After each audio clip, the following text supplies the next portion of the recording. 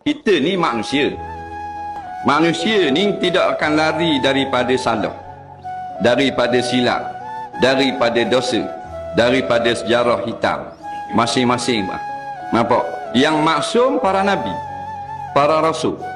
Nampak? Sebab tu kalau kita sedar bahawa kita ni adalah umat ataupun orang yang serba kurang, diri yang penuh dengan kecederaan, tak sempurna, maka Tuhan sayang kita. Nampak?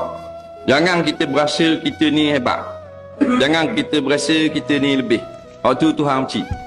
Hak berasa hebat-hebat dalam belaka tu semua musuh Allah belaka. Tan Sri Korung. Faham? Dia berasa dia lebih. Tuhan beri dia harta banyak. Musuh Allah.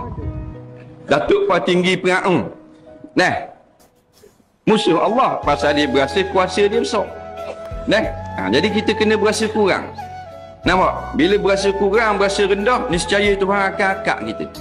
Dan bila Tuhan yang angkat kita, maka kita tidak akan jatuh dulu kini selama. Nampak? Tapi kalau kita yang angkat diri kita, nampak? Jatuh